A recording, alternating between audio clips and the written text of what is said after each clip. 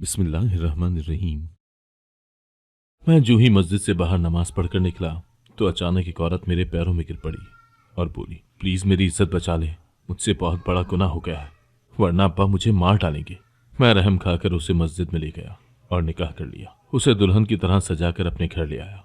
आधी रात को अचानक मेरी आंख खुली तो मेरी बीवी बिस्तर पर न थी, जबकि उसकी जगह एक खत पड़ा था जिसमें लिखा था, प्लीज मुझे माफ कर दो, क्योंकि मैंने तो सिर्फ एक रात की शादी के लिए अपना।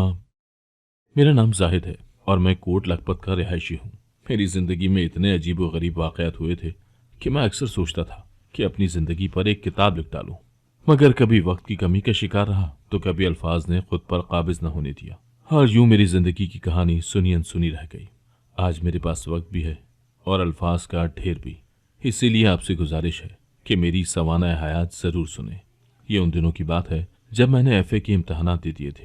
मैं अपने खानदान में पहला मर्द था जो इतना पढ़ लिख गया था, इसलिए मुझे एक दानिश्वर सा एहतराम मिलने लगा था। मैं कुतुब बीनी का बहुत शौकीन था। मेरे पास हर वक्त अच्छी अच्छी किताबों का ढेर लगा रहता था। जहन बहुत अच्छा था, इसलिए जो पढ़ लेता वो दिमाग में महफूज होकर रह जाता था। एफए के इम्तहानात देकर मैं फारिग हुआ तो सारा सारा दिन किताबों में सर दिए बैठा रहता। मेरी दादी मेरी किताबों से बहुत चिढ़ती थी। वो अम्मी से अक्सर कहा करती थी कि नसरीन, अपने बेटे की किताबों को रद्दी में बेच दो, नहीं तो मुझे लगता है ये पागल हो जाएगा या फिर अपनी नजर से हमेशा हमेशा के लिए हाथ धो बैठेगा। अम्मी बेचारी चल कर कहती, खाला, ये मेरी सुनता होता तो कब से अपनी हरकतों से बाज आ चुका होता। खैर, उन्हीं दिनों मेरी सबसे छोटी पुप्पो की बेटे की शादी का पैगाम आ गया था। हमारे घर में तो जश्न का समा था, जबकि मैं जरा परेशान हो गया कि अम्मी के जाने के बाद मेरे खाने पीने का बंदोबस्त कौन करेगा। असल बिजलियां तो मुझ पर तब गिरी जब ये पता चला कि मेरे घर वाले मुझे उस शादी पर अपने साथ ले जाने का सोचे बैठे हैं। मैंने तो साफ साफ इनकार कर दिया था। मैं बोला, मुझे यह हल्ला गुल्ला बिल्कुल भी पसंद नहीं है। मैं खुद ही तंदूर से रोटी लाकर खा लिया करूंगा। आप लोगों ने जाना है तो शौक से जाएं, मगर मुझे अपने साथ ले जाने का सोचिएगा भी मत। अम्मी को मेरी दुखती रग का बखूबी इल्म था, इसलिए ये मुकदमा अब्बू के हुजूर पहुंचाया गया था। अब्बू ने साफ साफ कह दिया कि जाहिद, या तो तुम मेरे घर में रहोगे या फिर मेरी बहन के बेटे की शादी में शिरकत करोगे। अब तो मैं बड़ी बुरी तरह फंस गया था। मरता क्या ना करता कि मज़दाक मुझे उस शादी के लिए तैयारी पकड़ना पड़ी थी। मुझसे छोटे बहन भाई तो यूं खुश थे जैसे मैं शादी में नहीं जा रहा बल्कि मेरी खुद की शादी हो। अम्मी ने ही मेरे जाने के तमाम इंतजाम किए थे। मैंने कह दिया था कि वलीमे के बाद एक दिन भी वहां रुकना मुझ पर हराम है और सबने इस बात पर रजामंदी जाहिर कर दी थी। मैं उनके साथ जा रहा था। क्या ये कोई छोटी मोटी बात थी? मुझे इस बात का इल्म नहीं था कि मेरे घर वाले शादी की तारीख से पूरे 7 दिन पहले उस दूर दराज गांव में जाकर डेरे डाल लेंगे। ये तो मुझे वहां जाकर पता चला था और मैं सुनकर सकते में ही आ गया था। पप्पो के गांव में अभी बिजली ही नहीं आई थी। सारा दिन तो सूरज की रोशनी में गुजर जाता था, जबकि रात के वक्त हर तरफ लालटेन जला दी जाती थी। एक दिन यूं ही महफिल जमी हुई थी। सब लड़के मिलकर बैठे थे, इधर उधर की गप्पे हाँक रहे थे। मैंने चंद दिन पहले किताब से पढ़ा हुआ एक किस्सा सुना दिया तो समाज जम गया था। लड़कों की महफिल में बड़े बूढ़े भी आकर बैठ गए थे और मुझसे फरमाइश करने लगे कि मैं उन्हें इसी तरह के मजीद दिलचस्प किस्से सुनाऊं। मुझे तो लगा कि मेरी चांदी हो गई है। फिर जो मैंने अपने दिमाग के कोने खंगालने शुरू किए तो सभी मेरे इल्म पर दंग रह गए थे। रात 2 बजे के करीब ही हम सोने के लिए अपने बिस्तरों पर गए थे। सुबह हुई तो घर का सारा माहौल बदला हुआ था। पहले जो लोग मुझे एक बेकार सा नौजवान समझे बैठे थे, अब मुझे कदर की निगाह से देखने लगे थे। मेरी दादी ने भी सुबह सुबह आकर मेरा माथा चूम डाला था। उनकी आंखों में खुशी के आंसू थे। वो कहने लगी, मेरे बड़े भाई जो कि फौज में हुआ करते थे, उन्होंने आज मेरे सामने तुम्हारी बड़ी तारीफ की है। वो कह रहे थे कि आपका पोता तो बड़ी सुलझी हुई बातें करता है। जाहिद, मेरे भाई को तो किसी की बात अच्छी ही नहीं लगती। वो तो बड़े पक्के उसूलों वाले आदमी है। और मैं दादी की बात सुनकर मुस्कुरा दिया था। फिर यूं हुआ कि मेरी शोहरत मर्दों की बैठक से निकलकर औरतों के दलानों तक जा पहुंची थी। कुछ लड़कियां गीतों की महफिल छोड़ छाड़ कर दूर तारीकी में बैठकर मेरी बातें सुना करती थी। वहां पर विराजमान बाकी मर्द तो लड़कियों की मौजूदगी से बेखबर ही रहते थे, मगर मुझे कोई ना कोई आंचल दिखाई दे ही जाता था। एक दिन मैं सहन में बैठा हुआ था, तब मेरे पास एक कागज आकर गिरा था। मैंने इधर उधर निगाह दौड़ाई, कोई भी मेरी जानिब मुतवज्जो नहीं था। इसीलिए मैंने चुपके से वो कागज अपनी जेब में डाल लिया और अपने कमरे में चला गया। वो एक खत था। उसमें लिखा हुआ था, जाहिद साहब, मैं तो आपकी गुफ्तार की शैताई हो गई हूँ। हर रात जब तक आपकी बातें न सुन लूँ मुझे तो नींद ही नहीं आती। इस नाचीज का नाम जुलेखा है। अगर आप मुझे देखना चाहते हैं तो अपने इर्द गिर्द नजर दौड़ा लीजिएगा। जो लड़की आपको नारंगी रंग के लिबास में नजर आए वही आपकी शहदाई खलीफा जुलेखा होगी। मैं ये खत पढ़कर हैरत के समंदर में डूब गया था। मेरा दिल तेज रफ्तारी से धड़कने लगा था। मैंने आज तक ऐसे अल्फाज सिर्फ किताबों में ही पढ़े थे। आज जब अपने लिए ये सब पढ़ा तो दिल बेकाबू होकर रह गया था। मैंने जल्दी से वो खत जेब में डाला और कमरे से बाहर निकल आया। फिर तो मैं जिधर निगाह करता मुझे नारंगी रंग में मलबूस लड़कियां ही नजर आई थीं। दरअसल मेरे साथ जुलेखा ने मजाक कर दिया था, मगर मैंने भी सोच लिया था कि उस जुलेखा को ढूंढ कर ही रहूंगा। यूं हुआ कि शाम के वक्त जब सब लड़कियां मिलजुल कर बैठी हुई थी तो मैं वहां पर चला गया और बुलंद आवाज से बोला, जुलेखा। एक बहुत ही प्यारे मुखड़े वाली लड़की जल्दी से उठकर खड़ी हो गई थी। वो बोली, जी, जबकि उसका रंग जर्द पड़ चुका था। वो समझी कि शायद मैं सबके सामने उसका राज फाश करने वाला हूँ। मैं जल्दी से बोला, जुलेखा और यूसुफ अलैहिस्सलाम का किस्सा सुना है किसी ने? मेरी बात सुनकर सब लड़कियां हंसने लगी थी, जबकि जुलेखा शर्म से पानी पानी हो चुकी थी। मैंने अपनी कदरदान को ढूंढ ही लिया था। वो इतनी खूबसूरत थी कि मैं एक लम्हे में ही अपना दिल उसे दे बैठा था। शाम के वक्त मैं छत पर अकेला खड़ा था तो वहां जुलेखा आ गई थी। वो कहने लगी, आपने तो आज मुझे डरा ही दिया था। वैसे आप बहुत तेज हैं। मैं मुस्कुरा दिया और बोला, क्या चालाक होने का हक सिर्फ आप ही को है? फिर मैं और जुलेखा आपस में बातें करने लगे थे। उसने मुझे बताया कि वो तो मुझे तब से चाहने लगी है जब से उसने मुझे पहली बार देखा था, और यूं हम दोनों की चाहत बढ़ने लगी थी। हम दोनों ने एक दूसरे के साथ इजहार मोहब्बत भी कर लिया था। अब हम हर रोज छुप छुप कर छत पर मिला करते थे। जुलेखा मुझसे कहती थी कि उसे शुरू से ही पढ़े लिखे मर्द पसंद है। उसने मुझ पर जोर दिया कि मैं उसका रिश्ता मांग लूं और यहीं पर अपने नाम की अंगूठी उसे पहना दूं। मुझे भी ये बात मुनासिब लगी थी। मैंने सोचा कि शादी की तकरीबात खत्म हो जाएं तो फिर जुलेखा का रिश्ता मांग लूंगा। एक दिन मैं अपने कमरे में बैठा था कि अम्मी मेरे पास आ गई और कहने लगी, जाहिद, अब तुम वापस जाने का नाम नहीं लेते। लगता है यहाँ तुम्हारा दिल लग गया है। जिसने दिल लगाया है उसका नाम भी बता दो ताकि हम तुम्हारे नाम की अंगूठी उसे पहना दें। अम्मी ने खुद ही मेरी बहुत बड़ी मुश्किल हल कर दी थी। मैंने उठकर अम्मी का माथा चूम लिया था और बोला, अम्मी, आपने तो मेरे दिल की बात पढ़ ली। मुझे जुलेखा बहुत अच्छी लगने लगी है। अम्मी कहने लगी, वही जो सब लड़कियों में सबसे ज्यादा लंबी और खूबसूरत है। मैंने इस बात में सर हिला दिया था तो अम्मी कहने लगी, वो लड़की तुम्हारी फुप्पो की नंद की बेटी है। हमें ये रिश्ता बहुत आसानी से मिल जाएगा। तुम कहो तो आज ही बात करूं? मैं बोला, अम्मी, अभी इंतजार करें, मैं जुलेखा से पूछ लूं, फिर वो जैसा कहेगी ऐसा ही करेंगे। अम्मी मुझे हमेशा खुश रहने की ढेरों दुआएं देकर बाहर चली गई थी। शाम के वक्त हमेशा की तरह जुलेखा मुझसे छत पर मिलने आई थी। मैंने उससे कहा कि मैं तुम्हारा रिश्ता मांगना चाहता हूँ तो उसने इनकार कर दिया और बोली, अभी चंद दिन इंतजार करो, जब मैं कहूंगी तब ये बात अपने घर वालों से करना। मैंने हामी भर ली। आज मैंने महसूस किया था कि जुलेखा के लहजे में पहले जैसी गर्मजोशी नहीं थी, मगर मैंने इसे अपना वहम समझकर सर झटक दिया था। मुझे इस बात का इल्म नहीं था कि दिलों के मामले में अगर गड़बड़ होना शुरू हो जाए तो सबसे पहले इल्म भी दिल को ही होता है। उसके इशारे को कभी नजरअंदाज नहीं करना चाहिए। अब हर रोज जुलेखा मुझसे मिलने छत पर तो आती थी, मगर फिर वो कोई ना कोई बहाना बनाकर जल्दी से नीचे भाग जाया करती थी। मैं उसकी यह हालत समझने से कासिर था। मैंने सोच लिया था कि अब जब वो कल मुझसे मिलने आएगी तो मैं उससे पूछ लूंगा कि मुझे बताओ कि माजरा क्या है। मैंने तो तुम्हारा दिल नहीं दुखाया, फिर तुम मुझसे इस कदर बेइतनाई क्यों बरत रही हो? दोपहर के वक्त मैं अपने कमरे में आराम कर रहा था जब अम्मी मेरे पास आई थी। उनका चेहरा बिल्कुल सर्द था। ऐसा लग रहा था जैसे वो बहुत ज्यादा परेशान हो। मैं जल्दी से उठकर बैठ गया और बोला, अम्मी, क्या बात है? आप उदास क्यों हैं? अम्मी ने मेरा हाथ पकड़ा और बोली, मेरे साथ बाहर चलो और अपनी आंखों से देख लो। मैं उनके साथ बाहर चला गया।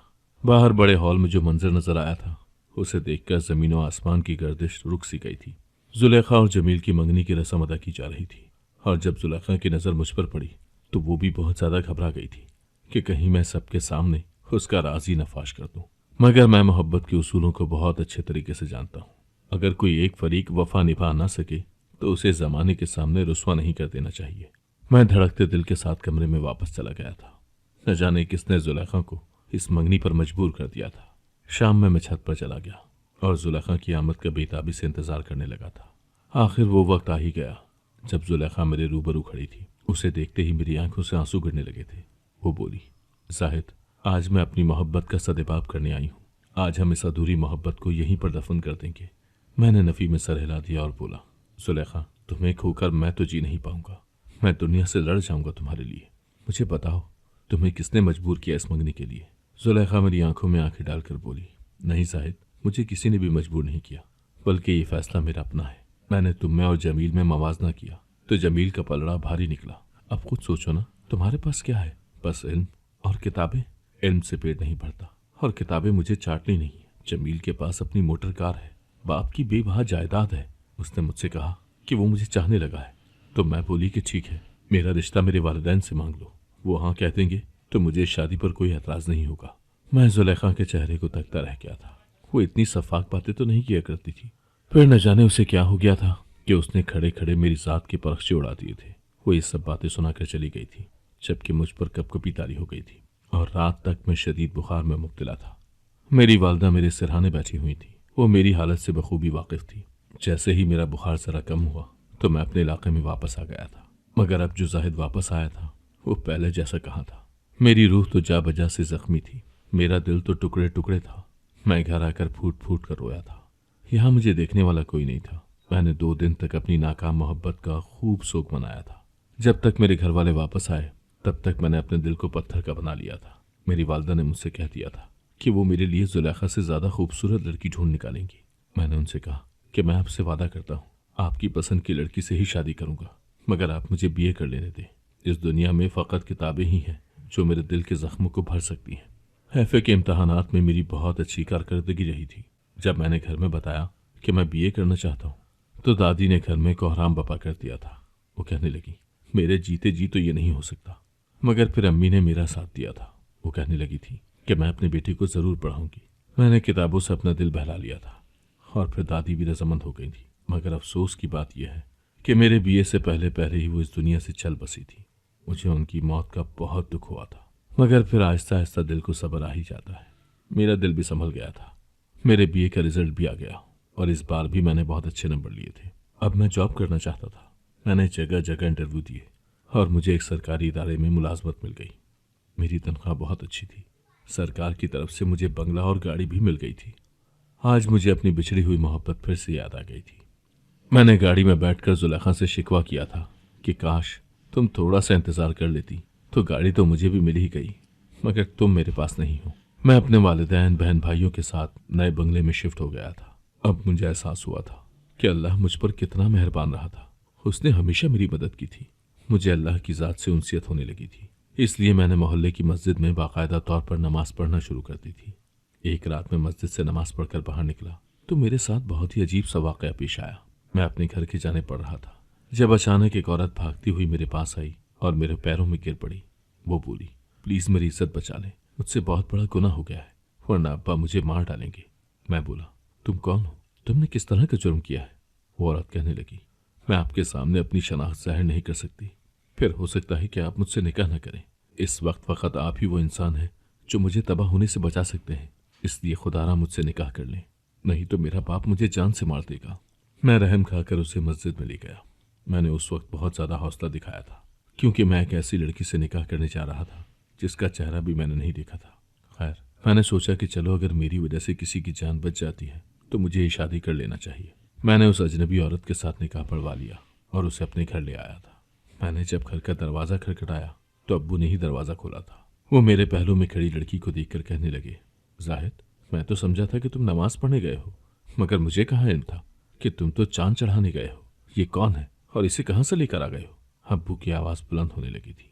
मैं बोला, अब्बू, आप मुझे घर में तो दाखिल होने दें, मैं आपको सब कुछ बता दूंगा। अम्मी भी अब्बू की आवाज़ें सुनकर वहीं पर आ गई थी। अब्बू दरवाजे के सामने से हट गए थे। अम्मी कहने लगी, साहिद, ये लड़की कौन है? मैं बोला, अम्मी, आपकी तरह मैं भी इस लड़की की शनाख्त से बेखबर हूँ, मगर अब ये मेरी बीवी बन चुकी है। अम्मी चीख ही पड़ी थी। वो कहने लगी, ये तुम क्या कह रहे हो? इतना कहते ही अम्मी मेरी बीवी की जाने पड़ गई थी। उन्होंने उसके चेहरे से कपड़ा हटाने की कोशिश की तो वो औरत 2 कदम पीछे हट गई थी। कहने लगी, सबसे पहले मेरा चेहरा देखने का हक सिर्फ मेरे शौहर ही को है, क्योंकि उसने मेरी उस वक्त मदद की जब कोई मेरा साथ देने को तैयार नहीं था। मेरी अम्मी ने शिकवा गुनाह निगाहों से मुझे देखा था। मैं अपनी बीवी से बोला, तुम मेरे साथ चलो। मैं उसे अपने कमरे में छोड़ आया और अम्मी से बोला कि मैं नहीं जानता कि ये लड़की कौन है। मस्जिद से नमाज पढ़कर निकला तो ये मेरे कदमों में गिर गई और कहने लगी कि मेरी जान को खतरा है, मुझसे निकाह कर लो। मैं बिल्कुल नहीं जानता कि ये कौन है। अम्मी ने मेरे सर पर हाथ फेर दिया और कहने लगी, न जाने मेरे बेटे की किस्मत में क्या है, मगर एक बात तुम्हें बता देती हूँ, जाहिद, ऐसी लड़कियां जो खुद निकाह के लिए मिन्नतें करती फिरती हैं, वो अपना कोई गुनाह छुपाना चाहती है। मुझे यही फिक्र है कि तुम्हें ये लड़की धोखा न दे। मैं बोला, अम्मी आप फिक्र न करें, सब अच्छा ही अच्छा होगा। इस सारे वाक़े के दौरान अब्बू ने एक लफ्ज़ भी नहीं बोला था। शायद ये सोचकर कि बेटा अब जवान हो गया है, अपना कमाने लगा है, तो अपनी मर्जी का भी इख्तियार रखता है। अम्मी ने मुझे दुआ दी और कहने लगी, जाओ जाओ, जाकर अपनी बीवी के मुतालिक मालूमात हासिल करो। मैंने सर हिला दिया और अपने कमरे में आ गया था। मेरी बीवी बेड पर बैठी हुई थी, उसके चेहरे पर घूंघट गिरा हुआ था। मैं आगे बढ़कर बोला, तुम्हें इस घूंघट की ज़रूरत नहीं थी। वो कहने लगी, ज़रूरत? आप मेरे शौहर हैं। मैं कुछ ना बोल पाया और लरसते हाथों के साथ उसका घूंघट पलट दिया। मुझे यूं लगा कि मेरी सारी दुनिया ही उलट गई हो। मैं सांस भी नहीं ले पा रहा था, क्योंकि मेरे सामने कोई और नहीं बल्कि सुलेखा बैठी थी। वो मुझे बहुत प्यार से मुस्कुरा कर देख रही थी। मैं बोला, सुलेखा तुम यहाँ कैसे? वो कहने लगी, जाहिद मैं गलत थी जो मोहब्बत पर पैसे को तरजीह दी। जब तुम वापस चले गए तो मुझे अपने खसारे का एहसास हुआ था। मैंने तो अपना सब कुछ ही गंवा दिया था और इस सब का जिम्मेदार तो जमील था। न वो मेरी जिंदगी में आता और ना मैं इतना बड़ा नुकसान उठाती। यही सोच सोच कर मुझे उससे नफरत हो गई थी। जमील के घर वाले शादी की डेट मांगते रहे थे, जबकि मैं हर बार इनकार कर देती और कोई ना कोई बहाना बना लेती। यूं अब तक मैं इस शादी को टालती रही हूँ, लेकिन अब मैं बेबस हो गई थी, इसलिए घर से भाग गई। अब मुझे मेरी मोहब्बत मिल गई है, मैं बेइंतहा खुश हूँ। इतना कहकर जुलेखा ने मेरा हाथ थाम लिया और मेरे नज़दीक होने की कोशिश करने लगी थी। मैं बोला, जुलेखा तुमने मुझसे कहा था कि तुमसे एक गुनाह सरजद हो गया है, मुझे बताओ तुमने ऐसा क्या किया है। जुलेखा ने मेरे हाथ पर अपने हाथ से दबाव डाला था। वो कहने लगी, साहिद तुम ये क्या पुरानी बातें लेकर बैठ गए हो? आज तुम्हारी मोहब्बत तुम्हारे सामने है, हाथ बढ़ाकर मुझे हासिल कर लो। मैं उसका इशारा समझ चुका था। मैं बोला, मेरी मोहब्बत जिस्म की मोहताज नहीं है। मैंने तुम्हारी रूह से मोहब्बत की थी, मगर तुम्हारी रूह तो वैसी निकली ही नहीं जैसी मैं समझा था। जुलेखा की आंखों में आंसू आ गए थे। वो कहने लगी, साहिद तुम्हारे खातिर मैं अपनी शादी छोड़कर भाग आई हूँ। मैंने अपने वालिद की इज्जत नीलाम कर दी है। मेरे भाई मेरी तलाश में फिर रहे हैं। अगर वो मुझे ढूंढ लेते तो मुझे मार देते, लेकिन आज तुम मुझे मेरी पुरानी गलती याद दिला रहे हो। तुमने तो मेरी मोहब्बत दो कौड़ी की कर दी है। मैं जुलेखा के आंसू देखकर पसीज गया था। मैं बोला, जुलेखा रोने की जरूरत नहीं है, मैंने तुम्हारे साथ निकाह तो कर लिया है, तुम्हें और क्या चाहिए? जुलेखा कहने लगी, जाहिद अगर तुम इस निकाह के बाद भी मुझसे यूं ही दूर रहोगे तो मैं समझूंगी कि तुमने मुझे दिल से नहीं अपनाया। तुमने दिल में पुरानी बातें रखी हुई हैं। मैं सोच में पड़ गया। वो सच कह रही थी, मैंने उसे दिल से नहीं अपनाया था। मुझे तो इल्म भी नहीं था कि मेरी शादी जुलेखा से हुई है। मैं तो उसे लाचार सी औरत समझकर ब्याह लाया था। जुलेखा ने मेरी आंखों के आगे चुटकी बजाई थी तो मैं हाल में वापस आ गया था। जुलेखा कहने लगी, आज तुम हमारे शादीशुदा रिश्ते की इब्तिदा करोगे तो सब कुछ ठीक हो जाएगा। वो बार बार इसरार कर रही थी कि मैं उसे अपना लूं, मुकम्मल तौर पर उसका हो जाऊं, और मैंने बार बार उसे टाला था क्योंकि मैं खुद को मौका देना चाहता था। मैं पहले अच्छी तरह से जुलेखा को जानना चाहता था। मैं देखना चाहता था कि इन बीते सालों ने उसकी शख्सियत में कैसी तब्दीलियां पैदा कर दी हैं, मगर उसने मुझे अपनी तरफ माइल करना शुरू कर दिया था। एक बात तो तय थी कि जुलेखा आज भी पहले जितनी ही हसीन थी, और फिर वो मेरी पहली मोहब्बत थी। इसलिए मैंने उसके आगे हथियार डाल दिए थे और उसके माइल करने पर उसके नज़दीक चला गया था। जुलेखा मुकम्मल तौर पर मेरी हो चुकी थी। सुबह हुई तो जुलेखा शर्मा रही थी। कहने लगी, मुझे अब यकीन हो गया है कि आपने मुझे अपना लिया है। मैं मुस्कुरा दिया और नहाकर कमरे से बाहर निकल गया। मैं जैसे ही बाहर गया, अम्मी ने मुझ पर सवालात की बौछार कर दी थी। वो कहने लगी, साहिद तुम्हें मेरे सर की कसम है, मुझे सच सच बताओ कि तुम किसको ब्याह कर लाए हो। मैं बोला, अम्मी मैं कसम खाता हूँ, मुझे कल तक वाकई इस बात का नहीं था कि मैंने किससे शादी की है। कल रात जब मैंने अपनी बीवी का घूंघट उठाया तो सामने जुलेखा बैठी थी। अम्मी की आंखें फटी की फटी रह गई थी। वो कहने लगी, साहिद ये कैसे मुमकिन हुआ? फिर मैंने अम्मी को सारा वाकया सुना दिया कि वो तो मेरी खातिर अपनी शादी छोड़कर यहाँ चली आई है। अम्मी ने सर हिला दिया और कहने लगी, जाहिद न जाने क्यों मगर मुझे इन बातों पर यकीन नहीं आ रहा। एक बार जो इंसान मेरा भरोसा तोड़ देता है, फिर मैं उस इंसान पर उम्र भर भरोसा नहीं कर सकती। मुझे सारी जिंदगी तुम्हारी बीवी पर शकी रहेगा। मैं चुप कर गया था। अम्मी की बातें भी बजा थी। वो कहने लगी, चलो तुम चलो मेरे साथ, मैं भी जुलेखा से मिलना चाहती हूँ। मैं अम्मी को कमरे में ले गया। खाली कमरा मेरा मुंह चढ़ा रहा था। अम्मी कहने लगी, जाहिद तुम्हारी बीवी कहाँ है? मैं बोला, शायद बाथरूम में होगी। मैंने दरवाज़ा बजाया तो अंदर से कोई जवाब नहीं आया था। मैंने दरवाज़ा खोल दिया तो बाथरूम भी खाली था। अम्मी बेड पर बैठ गई थी और कहने लगी, जाहिद ये क्या हो रहा है? तभी अम्मी के हाथ कोई चीज़ लगी थी। वो एक कागज़ का टुकड़ा था। मैंने जल्दी से वो कागज़ अम्मी के हाथ से झपट लिया था। वो खत जुलेखा का था। खत पढ़ने से पहले ही मैं लरजने लगा था। उसमें लिखा था, प्यारे जाहिद, तुम एक बहुत ही अच्छे इंसान हो। मुझे अफसोस है कि मैं तुम्हारे साथ मजीद नहीं रह सकी। अगर अल्लाह मुझे दोबारा पैदा करेगा तो मैं तुम्हारा ही इंतखाब करूंगी। जाहिद, कल तुमने मुझसे बहुत से सवालात पूछे थे जिनका जवाब मैं अपनी मजबूरी के तहत नहीं दे सकी थी। आज मैं तुम्हें बता देती हूँ कि सच क्या है। जाहिद, मैंने कल तुमसे सब कुछ झूठ बोला था। दरअसल मेरी शादी तो 3 बरस पहले ही हो चुकी थी। मेरा शौहर एक बहुत ही अच्छा इंसान है। हम दोनों में बहुत मोहब्बत है। 2 बच्चे भी हैं हमारे। जमील के साथ मैंने अपनी बेहतरीन जिंदगी गुजारी। मगर फिर कहते हैं ना कि इंसान के सामने उसके अमाल आ ही जाते हैं।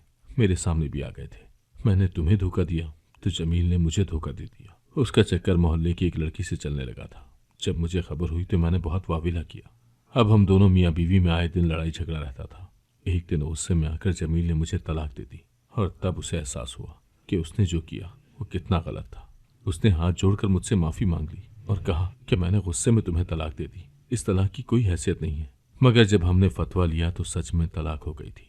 अब जमील के पास वापस जाने का यही हल था कि मैं हलाला कर लेती। हम दोनों ने किसी ऐसे शख्स को ढूंढने की बहुत कोशिश की जिसके साथ हलाला किया जा सकता था, मगर हम नाकाम रहे। और फिर मेरे जहन में तुम्हारा ख्याल आया। मैंने ये सारा ड्रामा रचाया। तुम एक बहुत अच्छे इंसान हो। तुमने एक बार पहले ही मुझे दुनिया वालों के सामने बेआबरू होने से बचाया था। तुमने हम दोनों की बातें हमारा राज रहने दी थी। मुझे यकीन था कि तुम इस हलाले को भी दुनिया वालों से छुपा लोगे, इसीलिए मैंने ये सब किया। अब मेरा मकसद पूरा हो चुका है। तुम मुझे तलाक दे दो। इस खत में कागजात भी मौजूद है। मैं इस चीज़ का एहसान सारी जिंदगी नहीं भूलूंगी। मेरी आंखों से आंसू गिरने लगे थे। मैंने खुद को बहुत बेबस महसूस किया था और फिर मैं अम्मी के गले लग गया और फूट फूट कर रोने लगा था। मुझे दूसरी बार जुलेखा ने धोखा दे दिया था। मैंने तलाक के कागजात पर दस्तखत कर दिए और उसके दिए हुए पते पर अरसाल भी कर दिए थे। अम्मी ने मेरा रिश्ता ढूंढने में बहुत जल्दी की और मेरी शादी एक बहुत ही खूबसूरत लड़की से करवा दी। मेरी बीवी बहुत अच्छी है। मैं उसकी कदर करता हूँ। मुझे उम्मीद है कि एक न एक दिन मैं उससे मोहब्बत करने लगूंगा। जहाँ तक जुलेखा की बात है तो मुझे पता चला है कि जुलेखा का एक्सीडेंट हो गया है। अब वो बिस्तर तक महदूद होकर रह गई है, जबकि उसके शौहर ने खुद उस लड़की से शादी कर ली जिसके साथ उसका चक्कर चल रहा था। जुलेखा को उसने एक कमरे में फेंक दिया है और उसके लिए एक नर्स का इंतजाम कर दिया है। मुझे जुलेखा के मुतालिक सुनकर बहुत अफसोस हुआ था, मगर क्या किया जा सकता है। शायद वो अपने अमाल की सजा इसी दुनिया में भुगत रही है। अगर आपको आज की कहानी पसंद आई है तो वीडियो को जरूर लाइक कीजिएगा और अपने दोस्तों के साथ भी शेयर कीजिएगा। और हाँ, अगर आपने अभी तक हमारा चैनल सब्सक्राइब नहीं किया तो जरूर सब्सक्राइब करें। मिलते हैं कल एक नई और दिलचस्प कहानी के साथ। अल्लाह हाफिज।